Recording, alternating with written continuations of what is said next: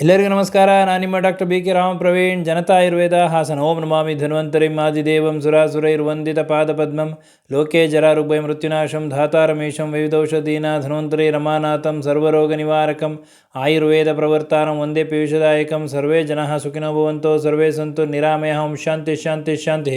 ವೀಕ್ಷಕರೇ, ಹಾಲನ್ನು ರಾತ್ರಿ ಸಮಯ ಸೇವನೆ ಮಾಡಬೇಕೋ ಬೇಡವೋ ಈ ಒಂದು ಅನುಮಾನದಲ್ಲಿ ಹೆಚ್ಚು ಜನರಿದ್ದಾರೆ. ಒಂದು ಕಡೆ ಹಾಲಿನಲ್ಲಿ ಹಲವಾರು ರೀತಿಯ ಪೋಷಕಾಂಶಗಳಿದೆ.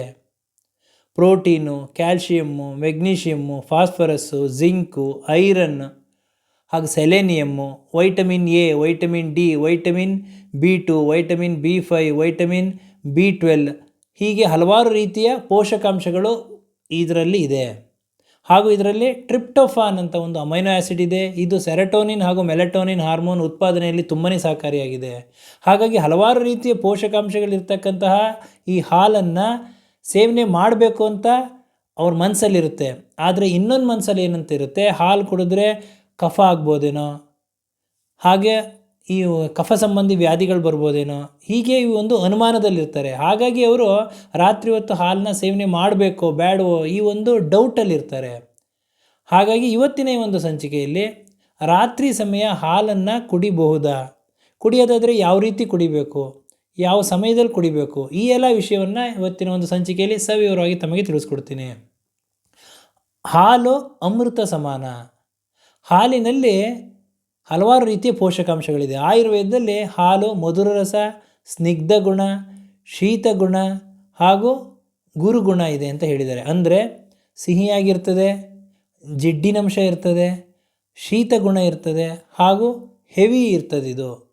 ಹಾಗಾಗಿ ಹಾಲನ್ನು ಸೇವನೆ ಮಾಡೋದ್ರಿಂದ ಹಲವಾರು ರೀತಿಯ ಪೋಷಕಾಂಶಗಳು ನಮಗೆ ಸಿಗ್ತದೆ. ಹಾಗಾದರೆ ಹಾಲನ್ನು ಯಾವ ರೀತಿ ಸೇವನೆ ಮಾಡಬೇಕು ಅಂದರೆ, ಪ್ರತಿನಿತ್ಯ ರಾತ್ರಿ ಮಲಗಬೇಕಾದ್ರೆ ಹಾಲನ್ನು ಕುಡಿಯೋದು ತುಂಬಾ ಒಳ್ಳೆಯದು.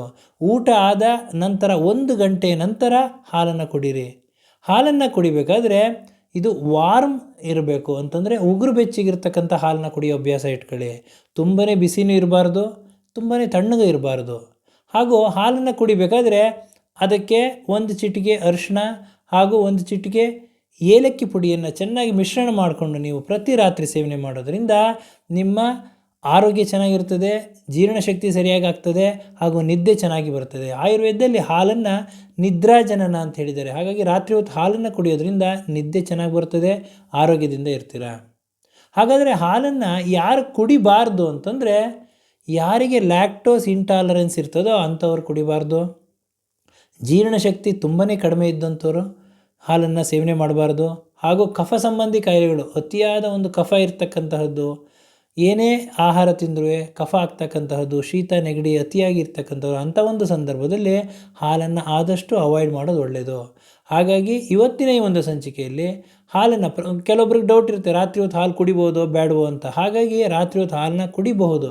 ಊಟ ಆದ ನಂತರ ಸೇವನೆ ಮಾಡಬೇಕು, 1 ಗಂಟೆ ಆದಮೇಲೆ ಸೇವನೆ ಮಾಡಬೇಕು. ಅದಕ್ಕೆ ಹೇಳಿರ್ತಕ್ಕಂತಹ ಏಲಕ್ಕಿ ಪುಡಿ ಹಾಗೂ ಅರಿಶಿನ ಮಿಶ್ರಣ ಮಾಡ್ಕೊಂಡು ಸೇವನೆ ಮಾಡಿದ್ರೆ ಜೀರ್ಣಶಕ್ತಿನೂ ಚೆನ್ನಾಗಿರ್ತದೆ, ಕಫ ಸಂಬಂಧಿ ಕಾಯಿಲೆಗಳು ಬರೋದಿಲ್ಲ, ಆರೋಗ್ಯದಿಂದ ಇರ್ತೀರ, ಅಗತ್ಯವಾದ ಪೋಷಕಾಂಶಗಳು ಸಿಗ್ತದೆ ಅಂತ ಹೇಳ್ತಾ ಇವತ್ತಿನ ಈ ಒಂದು ಸಂಚಿಕೆಯನ್ನು ಮುಗಿಸ್ತಾ ಇದ್ದೀನಿ. ನನ್ನ ಈ ವಿಡಿಯೋ ತಮಗೆ ಇಷ್ಟವಾಗಿದ್ದಲ್ಲಿ ಲೈಕ್ ಮಾಡಿ, ಶೇರ್ ಮಾಡಿ ಹಾಗೂ ನನ್ನ ಎಲ್ಲ ಮುಂದಿನ ವಿಡಿಯೋಗಳಿಗಾಗಿ ಸಬ್ಸ್ಕ್ರೈಬ್ ಮಾಡಿ. ಧನ್ಯವಾದಗಳು.